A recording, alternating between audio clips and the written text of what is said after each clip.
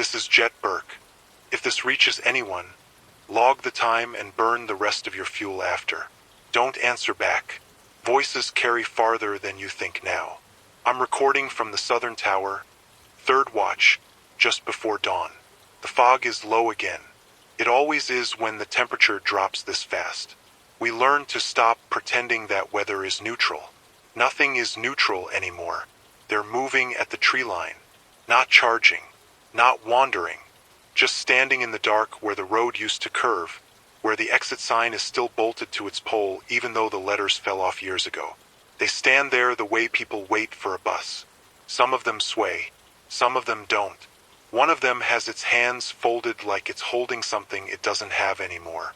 That's the first rule, though we didn't number them back then. If they stop moving, you stop looking for patterns that make you feel safe. There is always a reason. I didn't survive because I was brave. None of us did. The ones who tried to be brave didn't last. We survived because we listened to people who were already dead. The settlement calls itself Ridgeway now. It used to be a rest stop, then a truck depot, then a place no one bothered to bomb because it was already forgotten. Concrete walls on 3 sides, a hill on the 4th. The hill is why we're alive. You can see far enough to know when you've already made a mistake. I wasn't here at the beginning. I arrived in year 4, bleeding through a shirt I'd wrapped too many times. They let me in without asking my name. That should have been my first warning that this place already had rules older than trust. The gate didn't open right away. They made me wait until the sun was fully up. They made me drop my bag and step back from it. They made me turn in a slow circle, arms out, eyes open. When I asked why, someone behind the wall said, "Calm as reading a recipe, that people forget what they're holding when they turn too fast." Inside, the walls were scratched with writing. Not graffiti, not prayers, dates, names, short sentences that stopped mid-thought like the hand ran out of time. They didn't explain any of it. Explanation makes people think rules are negotiable. The infected came later than the panic. That's what most survivors get wrong. The cities tore themselves apart before the dead ever stood back up. Power failed. Food rotted where it sat. Sirens trained everyone to ignore sound until silence felt dangerous. When the first ones changed, they didn't attack right away. They wandered home. They stood in driveways and stared at doors they couldn't open anymore. They sat in cars with dead batteries and waited for green lights that never came. That was when people still believed memory died with reason. Doesn't. Memory breaks. It fractures. It repeats. And repetition is deadly. We learned that from the journals. They were stored in a sealed office near the old fuel pumps, wrapped in plastic and duct tape like someone expected water more than fire. No names on the covers. Just dates and locations. The earliest one started in year 1 and ended 2 weeks later with a sentence written so hard the paper tore. Do not answer voices you recognize. That rule is carved into our gate now. The infected remember routes. They remember habits. They remember where the light used to be at night, and they come back to those places even when the light is gone. They remember songs. Not the words. The rhythm. They hum. Quietly. Almost right. On my second night here, I heard my mother's voice from beyond the wall. I hadn't thought about her in months. I hadn't said her name out loud in years. The voice was wrong in a way I can't describe without lying to you. Too careful. Like it was being handled. I didn't move. I didn't answer. I put my hands flat on the concrete and counted breaths until the sound stopped. The man on watch with me wrote a mark on the wall when it was over. No words. Just a line. Later, I learned each line meant someone almost forgot. Every rule here was paid for, sometimes with 1 life, sometimes with many. There's a space on the east wall where the writing is scraped away down to bare concrete. No one talks about it. You don't need to. Absence teaches faster than stories. We keep the generators off at night even when we can spare the fuel. We eat cold food after sundown. We don't burn bodies inside the perimeter. We don't say names near the dead. We don't use mirrors unless we're alone. We don't let newcomers sleep the first night. People ask why mirrors. People always ask about the mirrors. Because sometimes they watch you practice being human. This morning, the fog thinned enough for me to see their faces. One of them used to wear a security uniform. The patch is still there. Another has a hospital bracelet hanging loose from a wrist that shouldn't bend that way. A third keeps stepping forward and back, like it's waiting for permission. They aren't testing us. They're waiting for us to test ourselves. In an hour, the supply team leaves. West route. Old highway through the reclaimed city. We've run it 6 times without loss, which means the 7th will hurt us if we forget why the rules exist. I can hear the others waking. Boots on concrete. The soft click of weapons being checked without flourish. No one talks much before a run.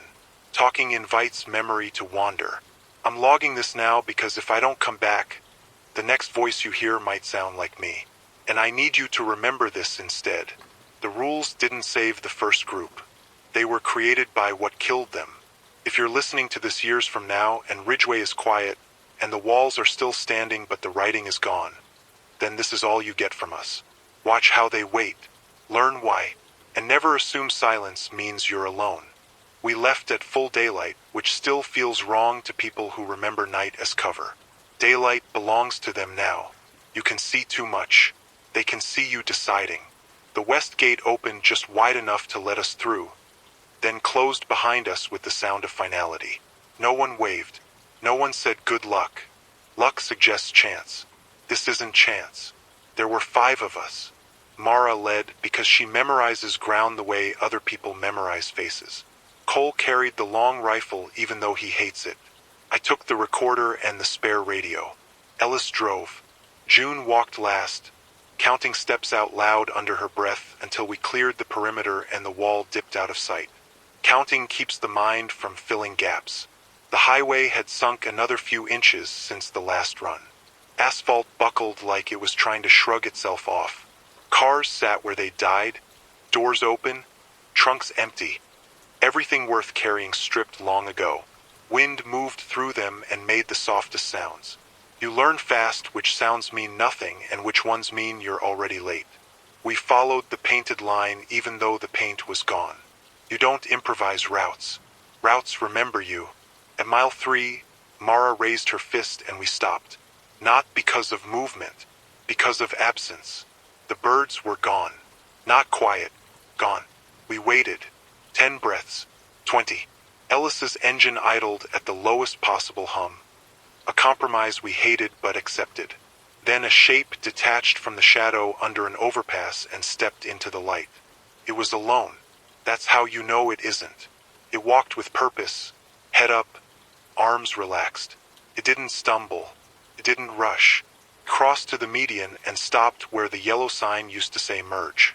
Tilted its head and listened. Cole lifted the rifle. Mara shook her head once. The rule says if they present alone, they want you to choose speed over certainty. If you shoot, you reveal range. If you drive, you reveal noise. If you freeze, you reveal fear. We did none of those things. June took a single step forward and scraped her boot on the asphalt, slow and deliberate. The sound echoed under the bridge. The figure turned toward it, eyes tracking where the sound had been, not where she stood now. Memory without context. From the shadows came 3 more, then 2. Then a child-sized shape that moved too smoothly to be a child. They didn't rush us. They spread like people who knew how to block lanes. Ellis eased the truck backward. Inch by inch, tires whispering over grit. Mara kept her eyes on the overpass. Cole breathed like he was underwater. When we were far enough back that the light changed, they stopped advancing. The first one took a step backward, mirroring us. Then another. Then all of them faded back into the dark they'd borrowed from. We waited another full minute after they disappeared. Only then did June stop counting. The city rose ahead of us in layers of concrete and glass, vines stitching the lower floors together. We didn't go straight in. We never do. We took the service road that loops and doubles back, the one that makes no sense unless you've walked it enough times to know where the reflections lie. At the edge of the old shopping district, we found new writing on a storefront window. The letters were smeared, written with something dark and sticky. The rules failed here. Ellis swore. Quiet. controlled. Swearing wastes air, but sometimes you need to hear a human sound. Mara studied the message without touching it. "This is new," she said. "Not fear. Assessment. Messages are bait. Or warnings. Or both. The rule says never trust the first interpretation." Inside the store, shelves lay toppled in patterns that suggested sorting more than chaos. Someone had lived here, recently enough that the smell of people hadn't faded yet. We moved through in silence, checking corners that didn't look like they needed checking, because those are the ones that get you. In the back office, we found another journal, thinner than the ones at Ridgeway. The cover was scorched. I opened it and read just enough to know it belonged to someone who thought rules were cages instead of lifelines. Entries about efficiency, about adapting, about teaching the infected new behaviors by exploiting their memory loops. The last entry was a single sentence. "They learned faster than we did. We didn't take the journal. Some things aren't meant to be carried forward. Some knowledge only teaches once." On the way out, we heard singing. Not loud, not close. Familiar in the way a dream is familiar before it turns. June froze.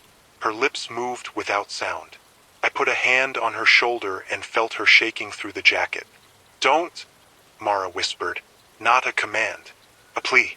The song drifted through the broken windows, off-key but steady. A lullaby, the kind meant to be sung while counting breaths. Ellis shut off the engine. That was the mistake. The singing stopped immediately. Silence slammed down so hard it hurt. From behind us, a voice said my name, perfectly, in my own cadence. I didn't turn. I didn't answer. Cole fired. The shot cracked the air and shattered glass 2 blocks away.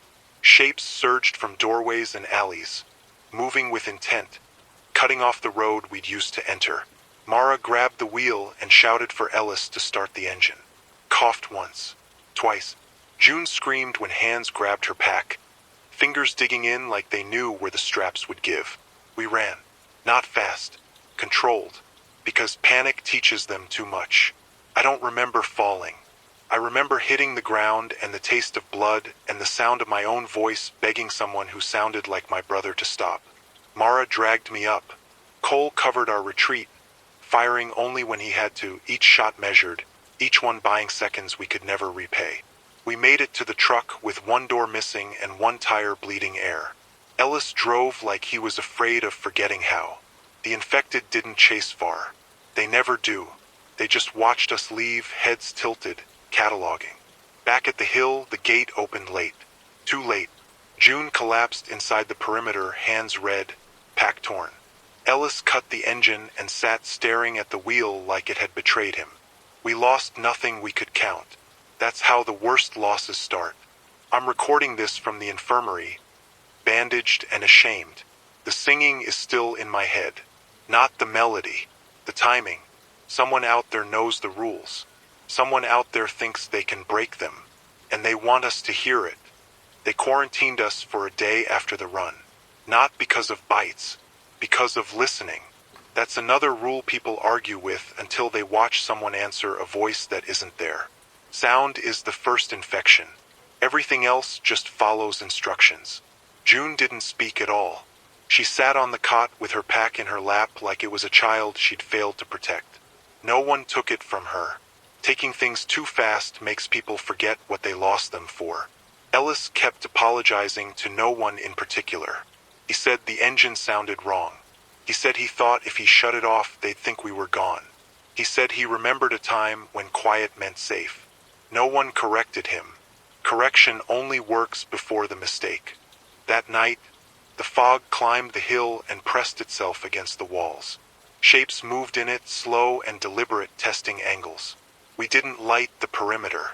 We never do after a breach. Light teaches them where you still care. Mara came to me after midnight with one of the old journals. One I hadn't read yet. The binding was cracked, pages swollen from moisture and fingerprints. "Your voice," she said. "They used it." I nodded. Talking about it would make it sharper. "This one explains why," she said, and set the journal down between us like a confession. The entries were written by someone who loved rules until they started loving control more. They'd mapped patterns, tracked how often the infected returned to places of emotional weight. Not homes, intersections, waiting rooms, school entrances, anywhere people had learned patience. They experimented. They let the infected hear recordings, familiar voices, names spoken with the right hesitation. They thought memory without understanding could be steered. The mistake wasn't that it failed. The mistake was that it worked. The infected didn't just repeat. They selected. They learned which sounds made people hesitate longer, which names made hands shake, which tones made weapons lower. They learned restraint. That's what destroyed the first group. They taught the infected to wait for permission. We burned the journal at dawn, but the words stayed. By afternoon, refugees arrived at the gate. 3 of them, armed, exhausted, loud in the way people get when silence has scared them too long. They demanded entry. They laughed at the rules posted on the wall. They said we were cowards hiding behind superstition. One of them said the infected were just animals. We made them wait. When the sun dipped and the fog rose, a voice from the tree leans started telling jokes. Bad ones, the kind meant to fill space. The refugees laughed. Relief poured out of them like water. Then the voice said one of their names. Perfectly. We didn't stop them when they ran toward it. Stopping someone who thinks they've been proven right only teaches them to be faster next time. The screaming lasted 11 seconds. After, the fog moved away satisfied. The 3rd refugee stayed. He doesn't laugh at the rules now. He copies them by hand every night like a penance. Cole didn't make it through the week. The rifle recoil had reopened an old wound. Infection took him quietly. No voices, no drama. Just a man who knew the cost of every bullet and paid it anyway. We added a line to the wall. Tomorrow we rewrite the rules. Not because they failed, because survival means assuming they're already being tested. This is Jet Burke. If you're hearing this and thinking you can outsmart what's out there, remember this instead. They don't need to be smarter than you. They just need you to remember. We rewrote the rules without erasing the old ones. That matters. Erasure makes people think they've moved past something. We layered them instead. Ink over scratches, new sentences cramped between older warnings like they were afraid to take up space. Rule changes were announced once, out loud, in daylight with everyone present. No debate. Debate makes people imagine alternatives. The biggest change was simple and hard. No recorded voices. No radios outside scheduled windows. No names spoken beyond the inner ring after dusk. We stopped using call signs on runs. We stopped telling stories about who we were before. Identity became a liability. Cole's rifle was hung above the south gate. Unloaded. Cleaned. A reminder that some tools only exist to slow things down, not stop them. His name went on the wall anyway, even though names draw attention. We carved it deep and covered it with lime so it wouldn't stand out. Respect without invitation. June started sleeping again. Not well. None of us do. But she stopped clutching the pack. She unpacked it piece by piece, repaired the straps, cleaned the blood she couldn't remember spilling. She asked to be on the next run. Mara said no. Ellis stopped apologizing. That was worse. Silence after guilt is how people convince themselves the debt is paid. The fog came back 3 nights in a row. Each time, the infected stood closer. Not pressing, just adjusting, learning our sight lines. They brought things with them the 3rd night. Objects. A shoe. A child's backpack. A piece of blue fabric that might have been a curtain once. They laid them out carefully. Offerings require response. That's the trap. We didn't respond. On the 4th night, they changed tactics. They walked away. That's when Mara ordered the long run. We needed antibiotics, filters, ammunition we hoped never to use. And we needed to remind them that we still moved through the world, that Ridgeway wasn't a fixed point to be mapped and circled. 6 of us went. I wasn't supposed to be one of them, but I carry the records, and records don't help if the person carrying them never leaves the wall. We took the northern route, through neighborhoods where lawns had swallowed sidewalks and houses leaned into each other like conspirators. The infected here didn't gather. They patrolled, back and forth, porch to porch, driveway to driveway, habitual territory. We followed the shadow lines, moved when the wind moved, froze when it didn't. Twice we watched them stop at doors and knock. Knock, not pounding, not scratching, patient rhythm. 3 taps, pause, 2 taps. June almost answered that one. I saw it in her shoulders before I saw it in her hands.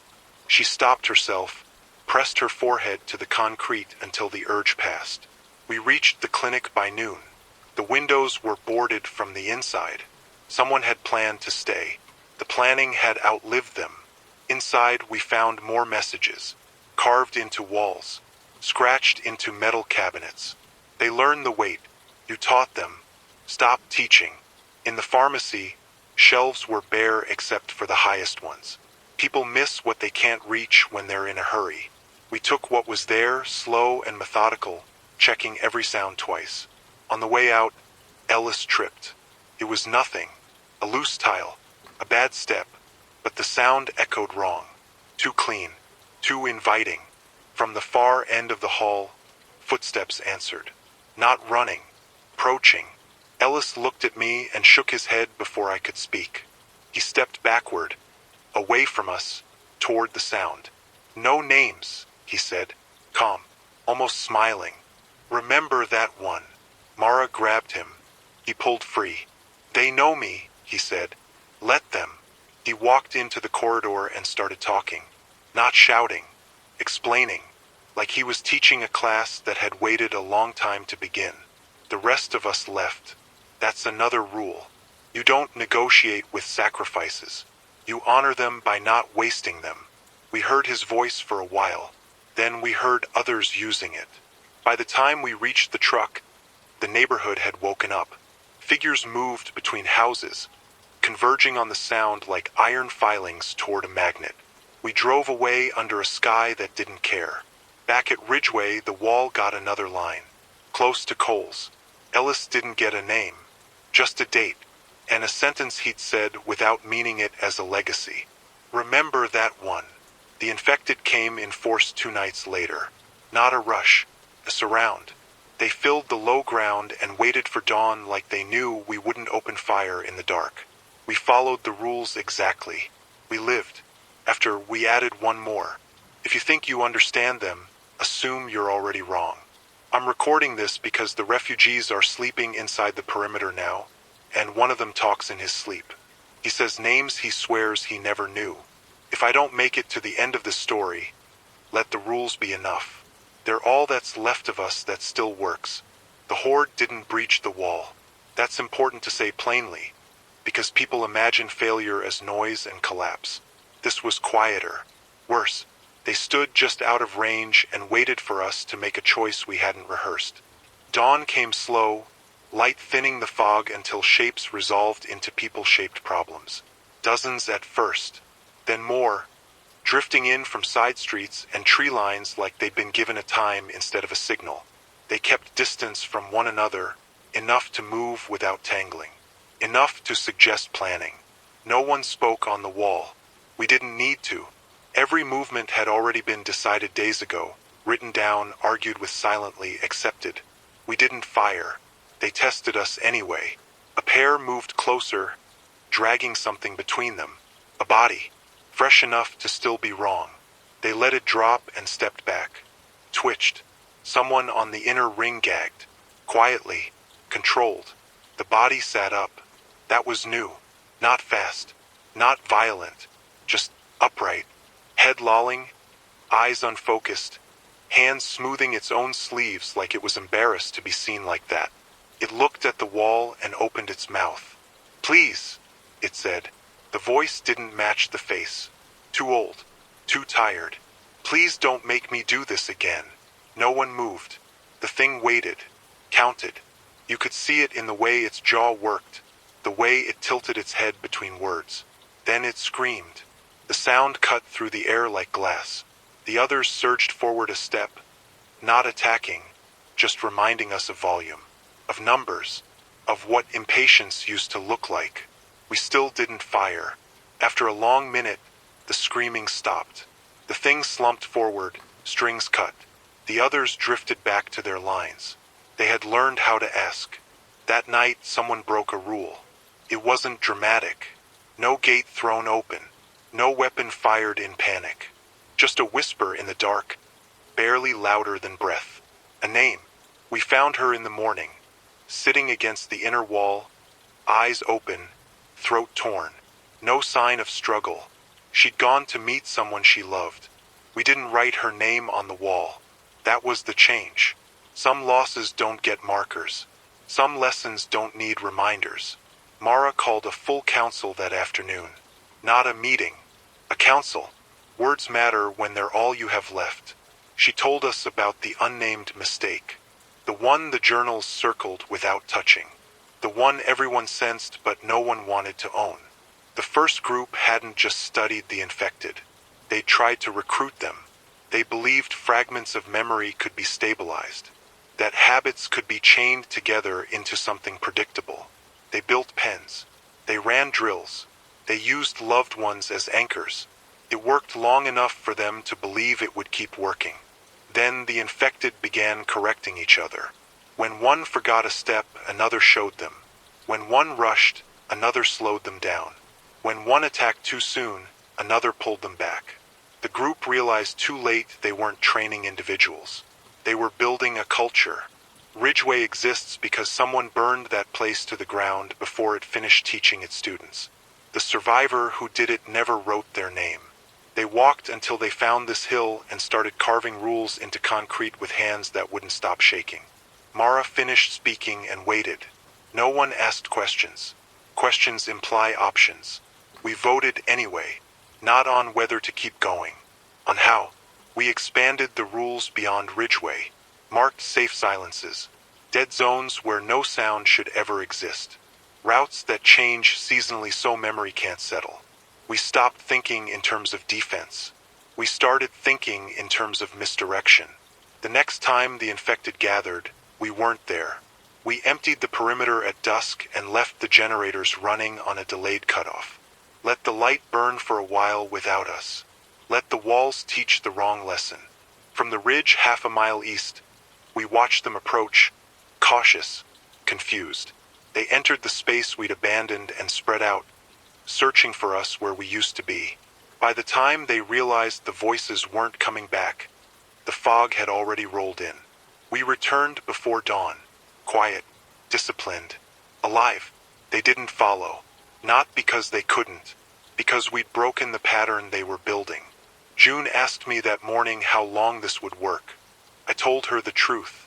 Until it doesn't. That's all survival ever promises. I'm recording this now because the refugees are learning faster than I like. They watch the wall. They memorize our movements. One of them asked why we don't keep a list of the dead. I told him because lists become prayers. If you're hearing this and you think the rules are too much, remember this part. They are always watching how you decide. And they remember when you hesitate. The quiet after the misdirection felt wrong. Not relief. Not safety. Like holding your breath too long and realizing you don't remember when you started. The infected stayed away from the walls for 3 days. 3 full cycles of light and dark without shapes at the tree line. Without footsteps pacing the low ground. Birds came back first. Then insects. Normal things returning is more unsettling than absence. It means something has shifted. We didn't celebrate. We inventoried. Every rule was read aloud again, voice flat, pace even. We listened for how it sounded in the air, for whether any sentence felt like it belonged to an older world. 2 were crossed out. 1 was rewritten shorter. Brevity survives better. On the 4th day, a flare went up to the south. Not ours. Bright red, arcing high, screaming its presence to everything that could see color. The refugees jumped at the sound. One of them laughed, sharp and relieved, like help had finally remembered the way. Mara didn't even look at the sky. She looked at me. "Log it," she said. The flare burned out. Silence followed. Then movement. Not from the south, from everywhere else. They'd learned another lesson. We watched the horde assemble from the upper platform, spread wide, cutting off approaches that didn't exist anymore. They weren't drawn to the flare. They were drawn to the idea of response, to the certainty that someone out there still believed being seen meant being saved. We didn't go. That was the hardest rule we ever kept. At dusk, we heard gunfire in the distance, then screaming, then voices calling out names none of us recognized. But we flinched anyway. The sounds went on longer than they should have.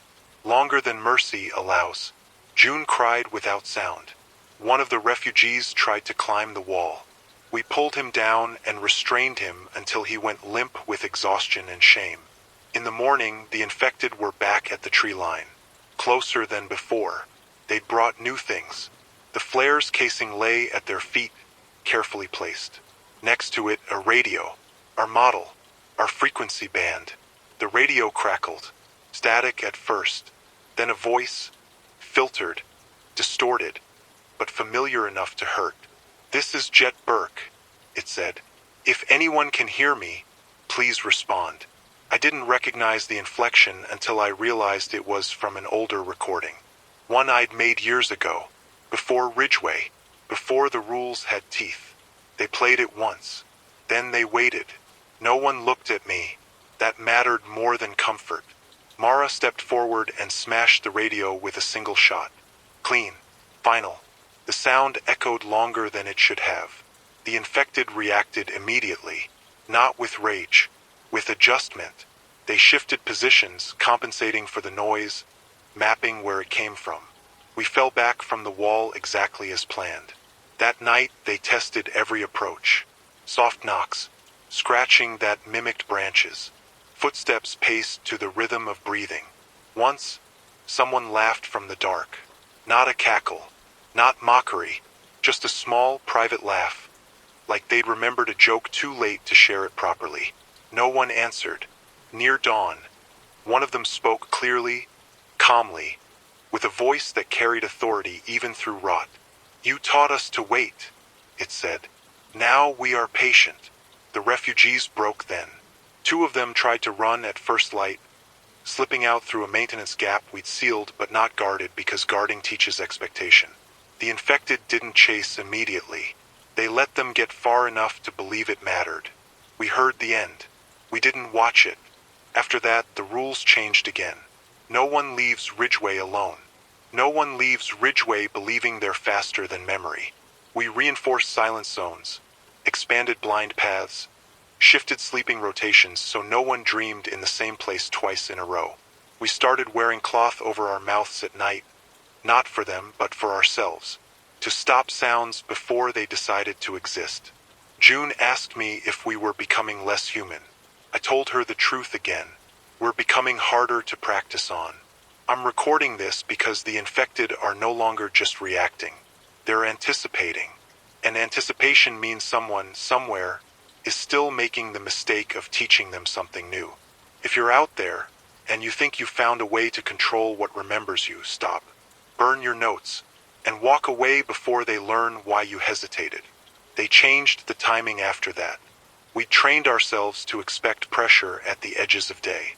Dawn and dusk. Human instincts linger there. They started coming at noon. Bright light. Clear sight lines. No excuses. A single figure would step into view and sit down in the open, back straight, hands on knees. Sometimes they'd wait hours. Sometimes all day. When night came, they stood and walked away. Watching that does something to people. It feels like being judged by something that knows the verdict but hasn't decided whether you deserve to hear it. The refugees stopped arguing with the rules. That was worse than compliance. Obedience born of fear decays fast. They followed instructions but watched us when they thought we weren't looking. Learning the way the infected learn. We stopped teaching them anything we couldn't afford to lose. One afternoon, we found writing inside the perimeter. Not on the wall. Not on concrete. On cloth. Someone had stitched words into a discarded sleeve and left it hanging from a railing where the wind would move it. We waited when you did. No one admitted to bringing it in. No one had to. The truth was simpler and harder. Someone had wanted to see it closer, to understand. Curiosity is just hunger pretending to be discipline. We burned the sleeve. Quietly. No ceremony. That night, Mara told me it was time. There are plans you don't write down. Not because they're secret, but because writing them gives them weight you might not be able to lift when the moment comes. Ridgeway was never meant to be permanent. Hills aren't fortresses. They're pauses. We'd been gathering knowledge, not territory. Mapping how memory moved through rot. Learning which patterns the infected preserved and which ones eroded with time. They remembered faces better than places. Sounds better than shapes. Waiting better than chasing. So we gave them something else to remember. At first light, we opened the west gate. Why, we left it open. We left supplies visible just inside. Boxes, blankets, fuel cans. Things that told a story without words. Desperation, abandonment, the promise of salvage. Then we walked away. Not far. Just enough to disappear from the angles they'd learned.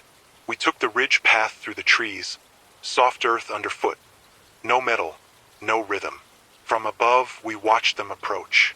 They didn't rush. That mattered. They circled the open gate, scanning, listening. One of them stepped inside and stopped, confused by the abundance. Another followed. Then another. They entered like students on the first day of a class that no longer had a teacher. When enough of them were inside, Mara triggered the collapse. The old fuel tanks beneath the depot had been unstable for years. We'd reinforced them just enough to last. Just enough to wait.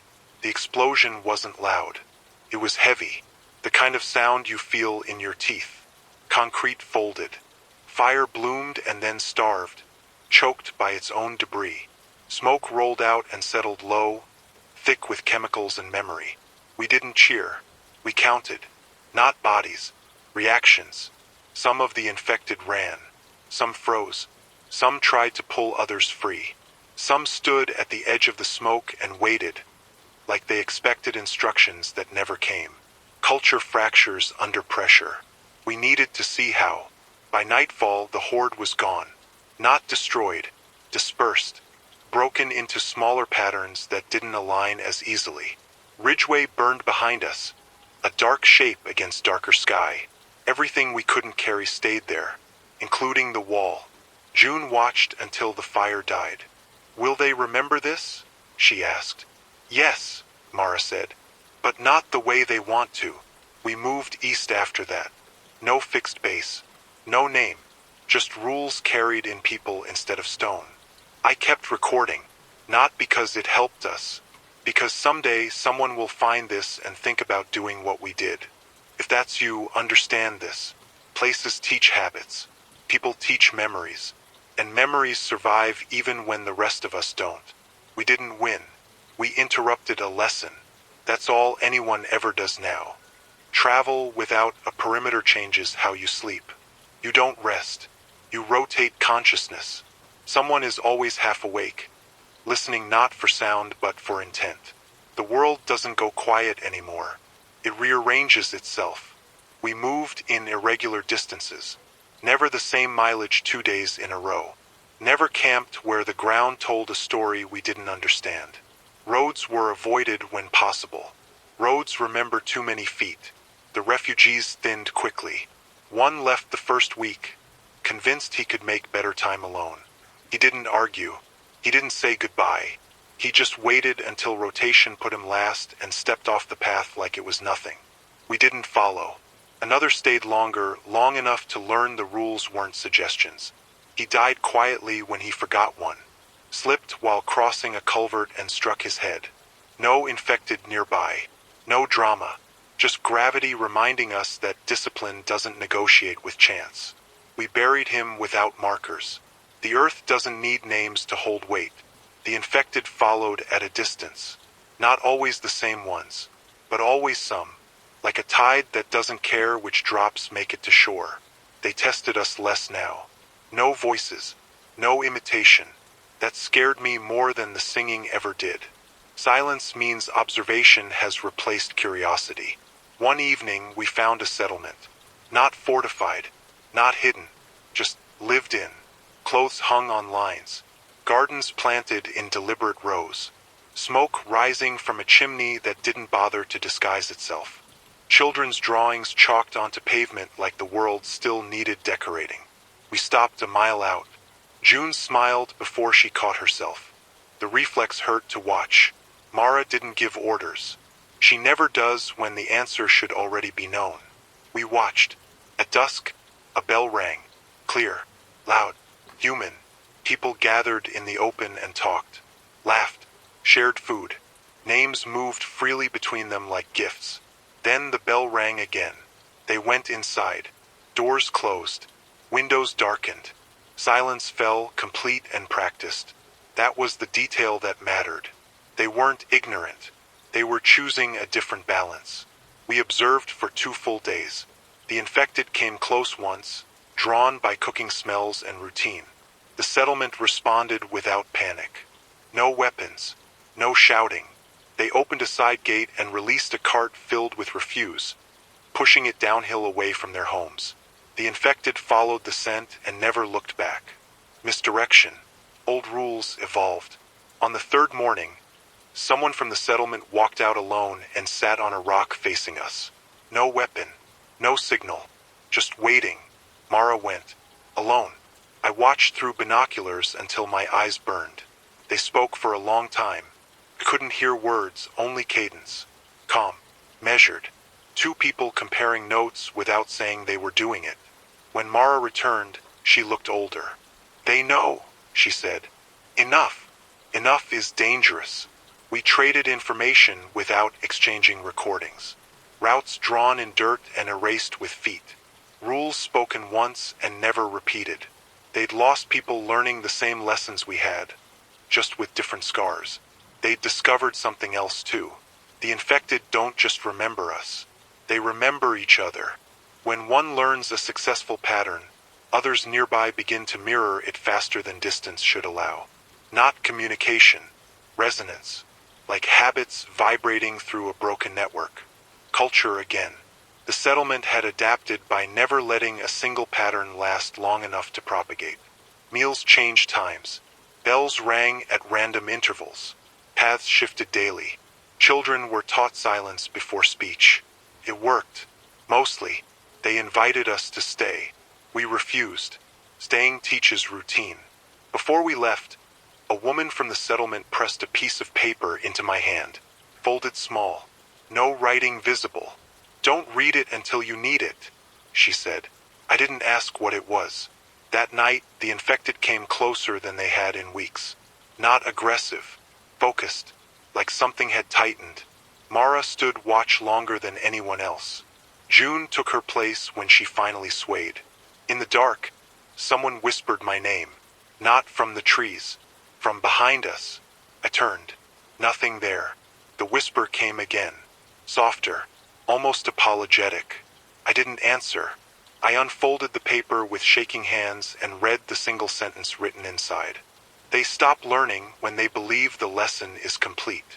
I don't know if that's hope or warning yet. We move again at dawn. If you're still listening, understand this. Survival isn't about building walls high enough.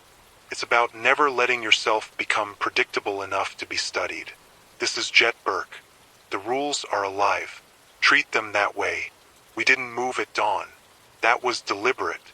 Patterns form fastest around certainty, and we'd been walking at first light for weeks. So we waited until the sun was already high, until heat flattened shadows and the day felt wasted. We let the infected see us hesitate.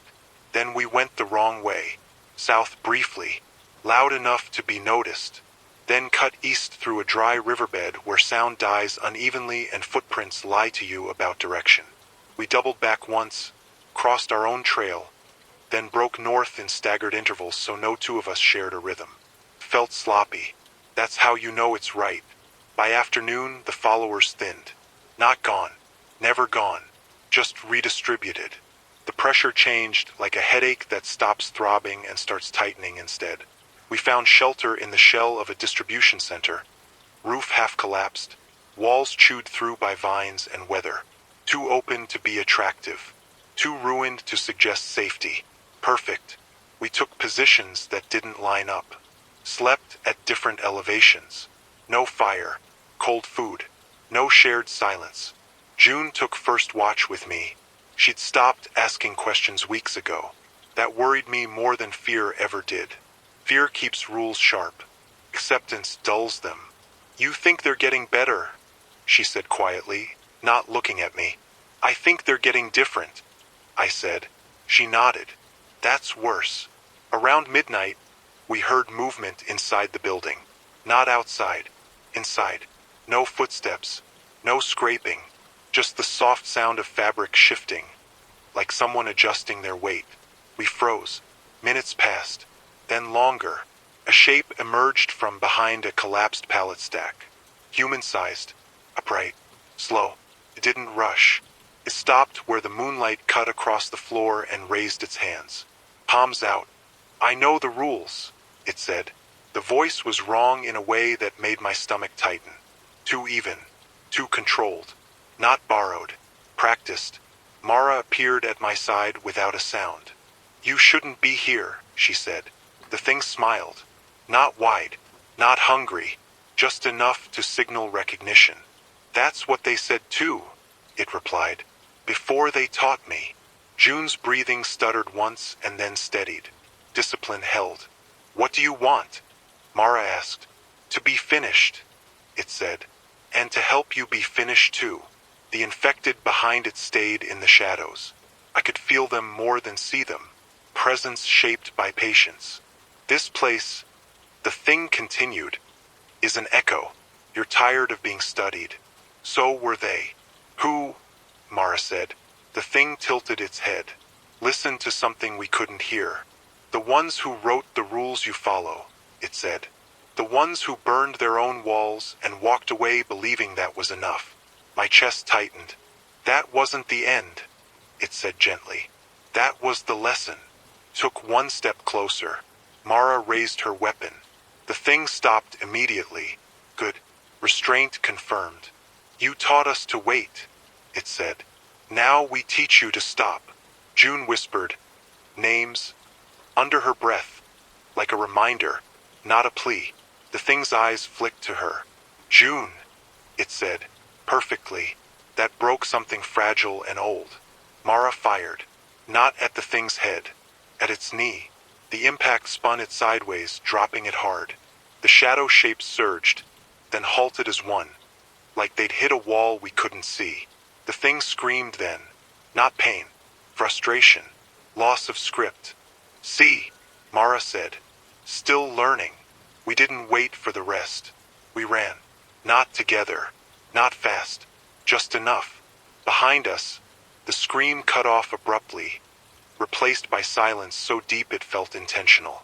We regrouped miles later, breathless, intact, shaken. No one spoke for a long time. When June finally did, her voice was steady. They can introduce themselves now, she said. Yes, Mara replied, which means the lesson is changing again. I'm recording this because tonight proved something we've been circling for years. The infected don't just remember, they reflect. They learn not only from what we do wrong, but from what we survive. If you're listening to this somewhere safe, somewhere quiet, don't mistake that for an ending. It means the test has become subtle. We're still moving. We always will be. After that night, no one slept. We rotated watches faster than fatigue should allow, swapping positions before patterns could form, before the ground learned our weight.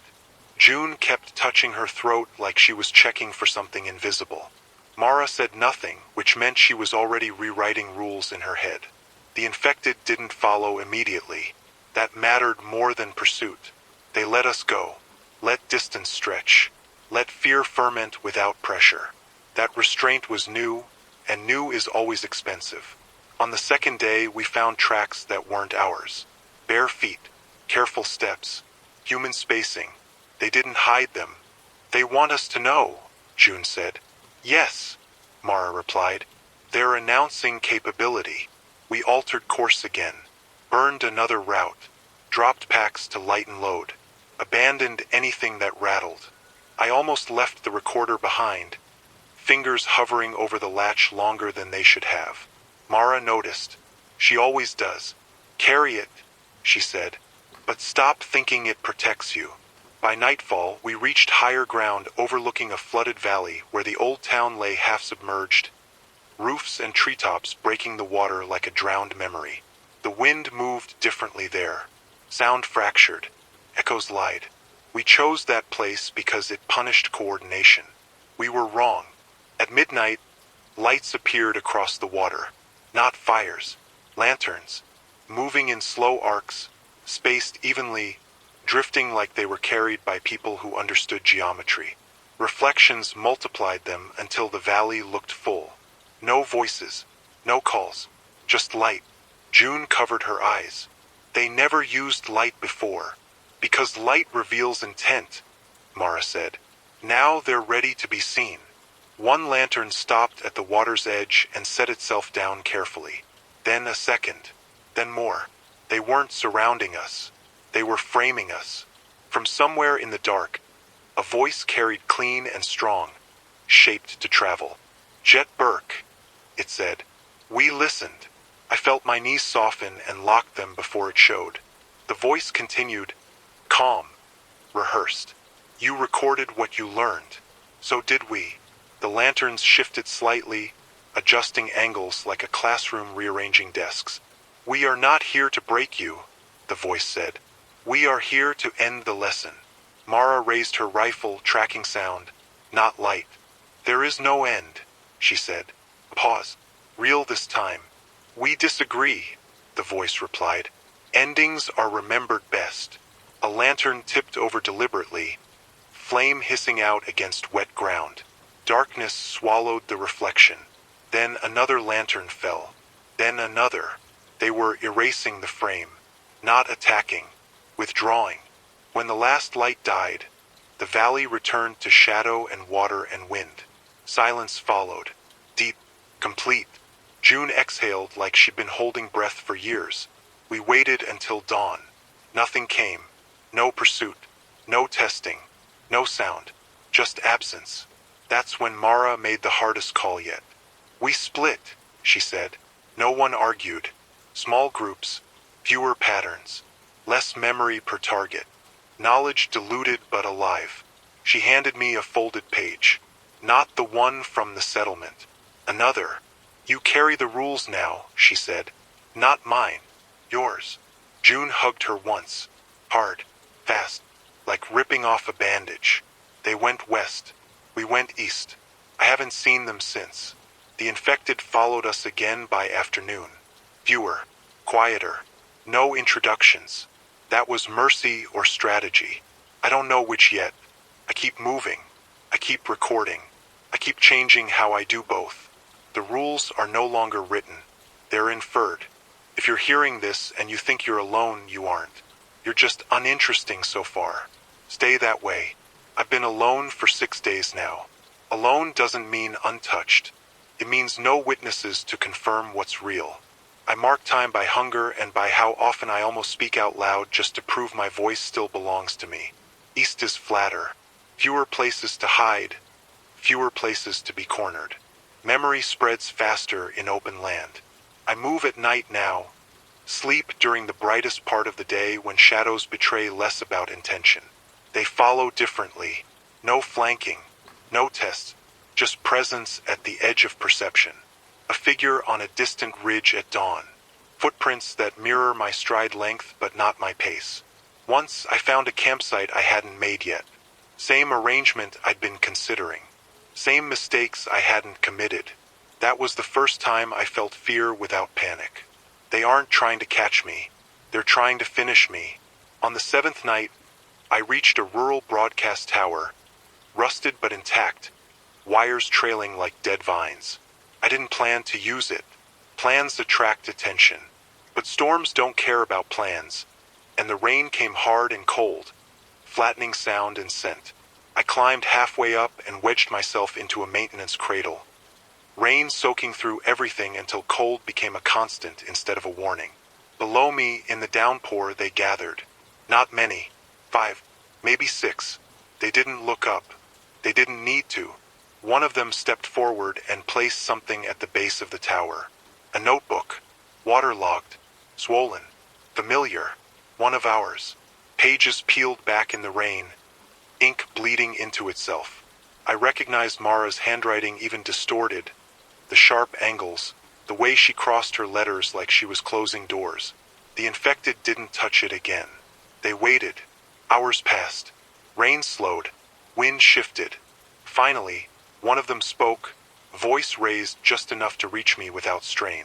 "You carry the rules," it said. Not a question. I stayed silent. "We carried them too," it continued. Once. Another voice joined in, different throat, same cadence.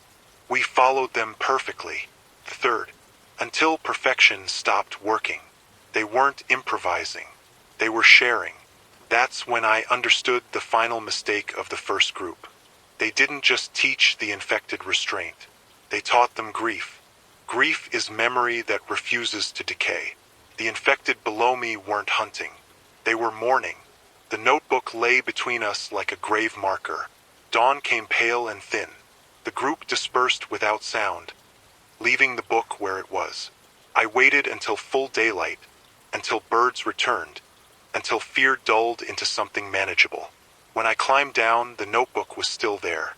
I didn't open it. I buried it. Some knowledge is too heavy to inherit twice. I left the tower by a route that made no sense, circled for miles, doubled back, crossed water, then walked until my legs stopped shaking. I don't know where Mara is. I don't know if June is alive. I know the infected are no longer just students. They are survivors. That changes everything. I'll keep moving until I can't. I'll keep recording until silence earns me. And if you find this and you're thinking about writing rules of your own, remember this before you do. Every rule teaches something. Be careful who's listening. The land changed after the tower, not the terrain, the feeling of it. I stopped sensing pursuit and started sensing expectation, like something had already decided where I would be when I wasn't paying attention. I varied speed until my muscles screamed, then varied stillness until my thoughts started looping. I slept in bursts measured by breath counts, never long enough to dream deeply, long enough to heal just enough to keep going. On the 9th night alone, I heard footsteps match mine. Not echo, match. I stopped mid-step. The sound stopped with me. I took another step. It answered. Same timing, same weight. I didn't turn.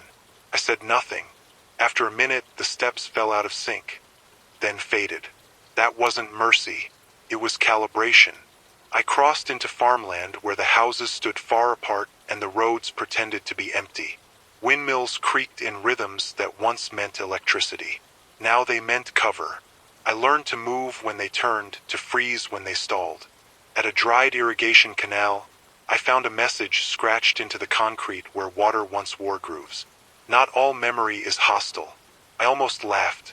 The sound got as far as my chest and died there. That night I dreamed of Ridgeway, not the walls, the spaces between them, the places we never wrote rules for because we thought we understood them already. I woke with my teeth clenched and blood on my tongue. By the 12th day I found people. Not a settlement. Pair. They watched me first.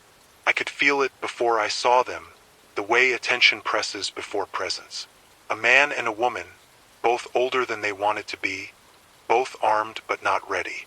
Ready is a posture. They didn't have it. I stopped where they could see me clearly and set my pack down.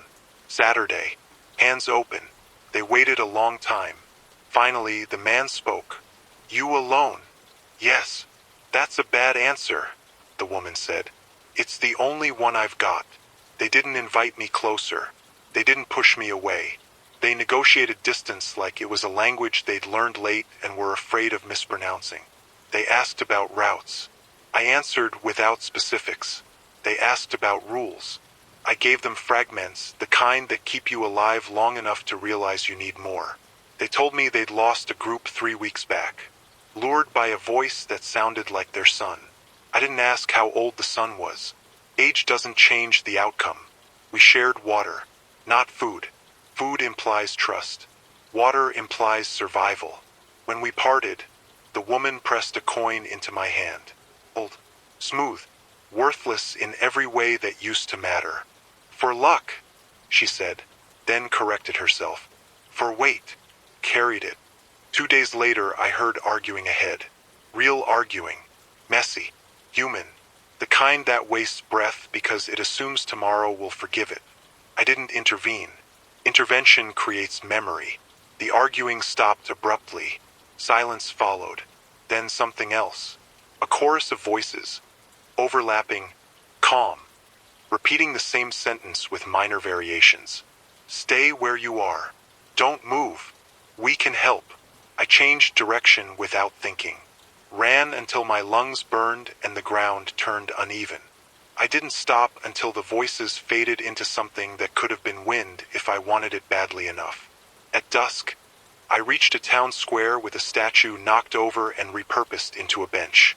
Someone had built a fire pit there once and abandoned it carefully, stones arranged too neatly to be accidental.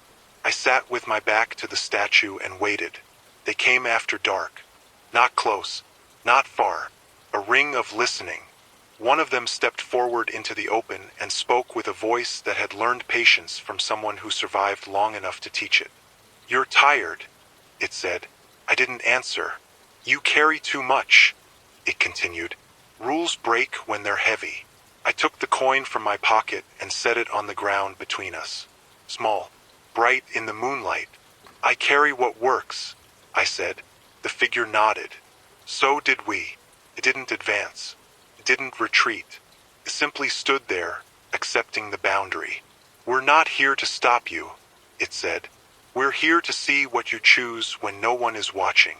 I picked up the coin and walked away without another word. Behind me, the figure laughed softly. Not mocking. Appreciative. I don't know if that was a test or a lesson. I don't know if it matters anymore. I keep moving because stillness invites reflection, and reflection invites voices. If you're hearing this and thinking the infected have become something else, understand this. They didn't change first. We did. I stopped recording for a while after that. Not because there was nothing to say, but because saying it started to feel like rehearsal. I caught myself shaping moments into something that sounded teachable, and that scared me more than being followed ever had. The land thinned out into long stretches of nothing. Not empty, just uninterested. Fields where crops had gone feral, growing in uneven clumps that ignored old boundaries. Barns with doors open like mouths that had forgotten why they learned to close. I learned to pass through without touching anything. Contact leaves residue. Residue becomes reference. One afternoon, I found a map nailed to a fence post. Hand-drawn, crude, recent. Routes marked in different colors, dates scribbled in margins. Someone had been tracking movement. Not theirs. Everyone else's. At the bottom, in smaller writing, one sentence had been added later. Stop drawing straight lines. I left the map where it was. Someone would need that lesson again. Near sunset, I smelled smoke. Not old smoke. Not the ghost of it clinging to walls. Active. Federal maintained. I didn't approach. I watched from a distance until I understood the rhythm. One fire. One pot. One person. They moved with economy, not fear. No wasted gestures. No scanning every second. Someone who trusted a narrow margin because they'd measured it carefully. When the light dropped, the fire was smothered, not extinguished. The person didn't retreat far, just far enough. I almost left. Instead, I scraped my boot once against stone. Loud enough to be heard. Slow enough to be intentional. The person froze, counted, then stood and faced my direction. You're bad at hiding, they called. So are you, I replied. A pause, then a nod I could barely see. We met halfway, neither of us crossing the invisible center line between us. Up close, they looked younger than I expected and older than they wanted. Eyes that kept moving even when the head didn't. Name? They asked. No names after dark, I said. They smiled at that. Not wide, respectful, fair. They called themselves Ash. I don't know if that was true. It didn't matter. They'd been alone a long time. Long enough to stop pretending solitude was temporary. They'd figured out some of the same rules. Different phrasing. Same bones. Never sleep where you eat. Never eat where you're heard. Never follow a path 2 days in a row. They hadn't figured out the rest yet. We shared food in silence. Not close. Close enough. Ash asked, eventually, "Do they talk to you?" "Yes," I said. "They talk to me like they're tired," Ash said. "Like they want me to finish something for them." That tracked. "Don't," I said. Too fast. Too sharp. Ash noticed. Filed it away. We slept separately, overlapping watches without agreeing to them. In the morning, the ground around us showed signs of presence. Not approach. Observation. Places where grass had been pressed flat by weight that didn't stay long enough to leave tracks. Ash saw it too. "They're learning us," they said. "No," I replied. "They're deciding if we're worth it." We traveled together for 3 days. That was a mistake. Not immediately. Felt efficient. Shared labor. Shared awareness. Fewer blind angles. We fell into a rhythm without naming it. On the 4th day, Ash started humming. Not loudly. Not consciously. A tune with no words, looping, soothing. Something remembered from before remembering hurt. I stopped walking. Ash noticed a second later and turned.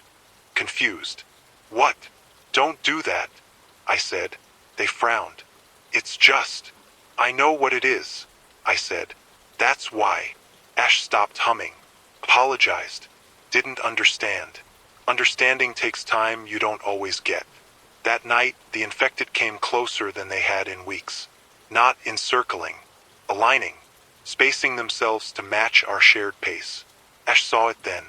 The next morning, they told me they were leaving. Not in anger. In recognition. "I don't want to be the reason they finish something," they said. I didn't argue. We parted without shaking hands. An hour later, I heard the humming again. Faint. From far away. Then closer. Then joined by other voices not matching the tune, but the timing. I kept walking. I didn't look back. If you're listening to this and you think companionship is the answer, remember this part carefully. Togetherness creates patterns. Patterns create teachers. And teachers don't get to choose who their students are. I stopped recording for a while after that. Not because there was nothing to say, but because saying it started to feel like rehearsal. I caught myself shaping moments into something that sounded teachable, and that scared me more than being followed ever had. The land thinned out into long stretches of nothing. Not empty, just uninterested. Fields where crops had gone feral, growing in uneven clumps that ignored old boundaries.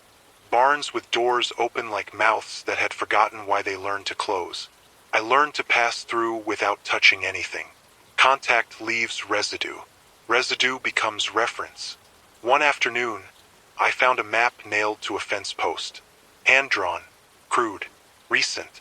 Routes marked in different colors, dates scribbled in margins. Someone had been tracking movement. Not theirs. Everyone else's. At the bottom, in smaller writing, one sentence had been added later. Stop drawing straight lines. I left the map where it was. Someone would need that lesson again. Near sunset, I smelled smoke. Not old smoke. Not the ghost of it clinging to walls. Active. Federal maintained. I didn't approach. I watched from a distance until I understood the rhythm. One fire. One pot. One person. They moved with economy, not fear. No wasted gestures. No scanning every second. Someone who trusted a narrow margin because they'd measured it carefully. When the light dropped, the fire was smothered, not extinguished. The person didn't retreat far, just far enough. I almost left. Instead, I scraped my boot once against stone. Loud enough to be heard. Slow enough to be intentional. The person froze, counted, then stood and faced my direction. "You're bad at hiding," they called. "So are you," I replied. Pause. Then a nod I could barely see. We met halfway, neither of us crossing the invisible center line between us. Up close, they looked younger than I expected and older than they wanted. eyes that kept moving even when the head didn't. Name? They asked. No names after dark, I said. They smiled at that. Not wide, respectful, fair. They called themselves Ash. I don't know if that was true. It didn't matter. They'd been alone a long time. Long enough to stop pretending solitude was temporary. They'd figured out some of the same rules. Different phrasing. Same bones. Never sleep where you eat. Never eat where you're heard. Never follow a path 2 days in a row. They hadn't figured out the rest yet. We shared food in silence. Not close. Close enough. Ash asked, eventually, do they talk to you? Yes, I said. They talk to me like they're tired, Ash said. Like they want me to finish something for them. That tracked. Don't, I said. Too fast. Too sharp. Ash noticed. Filed it away. We slept separately, overlapping watches without agreeing to them. In the morning, the ground around us showed signs of presence. Not approach. Observation. Places where grass had been pressed flat by weight that didn't stay long enough to leave tracks. Ash saw it too. They're learning us, they said. No, I replied. They're deciding if we're worth it. We traveled together for 3 days. That was a mistake. Not immediately. Felt efficient. Shared labor. Shared awareness. Fewer blind angles. We fell into a rhythm without naming it. On the 4th day, Ash started humming. Not loudly. Not consciously. A tune with no words, looping, soothing. Something remembered from before remembering hurt.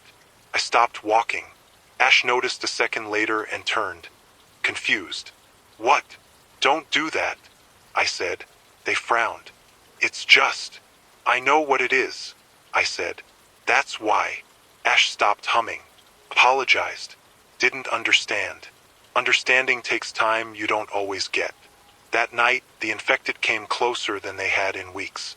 Not encircling. Aligning. Spacing themselves to match our shared pace. Ash saw it then. The next morning, they told me they were leaving. Not in anger. In recognition. I don't want to be the reason they finish something, they said. I didn't argue. We parted without shaking hands. An hour later, I heard the humming again. Faint. From far away. Then closer. Then joined by other voices not matching the tune, but the timing. I kept walking. I didn't look back. If you're listening to this and you think companionship is the answer, remember this part carefully. Togetherness creates patterns. Patterns create teachers. And teachers don't get to choose who their students are. I didn't hear Ash die. That matters. If I had, I would have carried it like a bruise. Sound gives grief a shape. Silence lets it spread. I walked for 2 more days without stopping long enough to let my thoughts settle. When exhaustion finally forced me down, I chose a place that felt forgettable. A strip of land between nothing and less. No landmarks. No echoes. No story attached. That night, the infected didn't come close. Instead, they talked to each other. Not loudly. Not in unison. Short phrases. Corrections. Pauses where one voice would stop and another would continue the same thought from a different angle. Like people finishing each other's sentences. I understood then what the settlement woman meant. They stop learning when they believe the lesson is complete. They were close to believing that.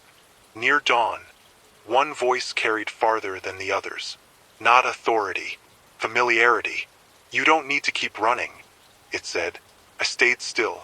We remember why you move, it continued. You don't have to carry it alone anymore. That was the most dangerous sentence I've ever heard. I stood up slowly, deliberately, where they could see me but not surround me. The figures at the edge of vision froze, attentive, waiting for the next step in a lesson they thought they understood. You're wrong, I said. I don't move because I'm afraid of you. Pause. Real confusion this time. I move, I continued, because stopping makes meaning, and meaning is what you feed on. The shapes shifted, not retreat, recalculation. You taught us meaning, one of them said.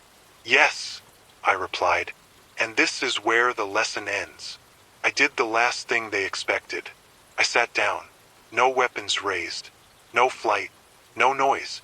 No defiance they could mirror. Just stillness without invitation. Minutes passed. Then longer.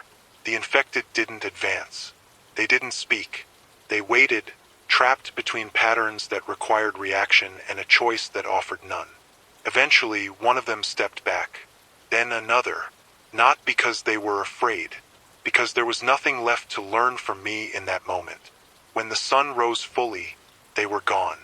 I stayed until my legs cramped and my throat burned from holding breath I didn't know I was holding.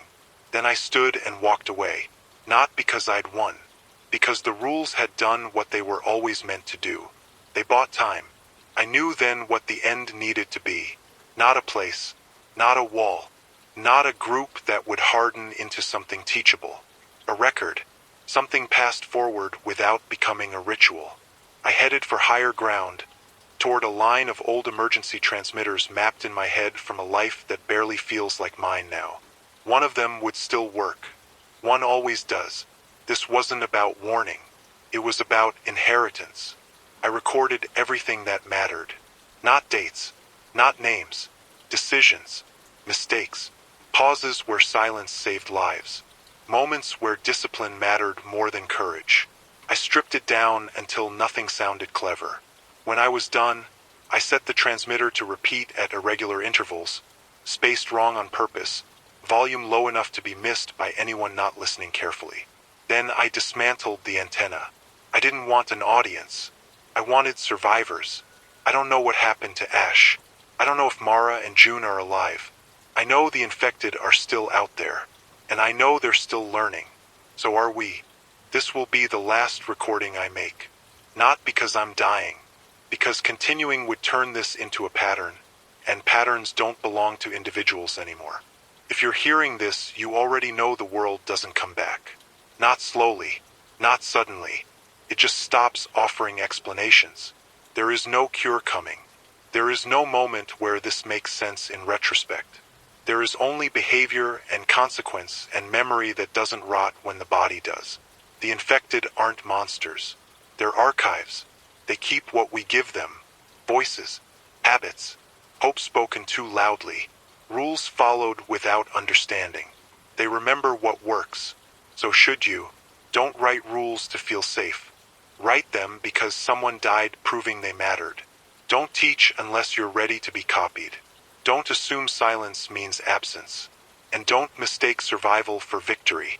I'm leaving this behind without a name attached to it on purpose. Names are handles. Handles get pulled. If you find this, take what you need and leave the rest unlearned. Adapt it. Break it when it stops working. And when you're tired, when the voices sound kind, when stopping feels earned, move anyway. This is Jet Burke, signing off, for whoever comes next.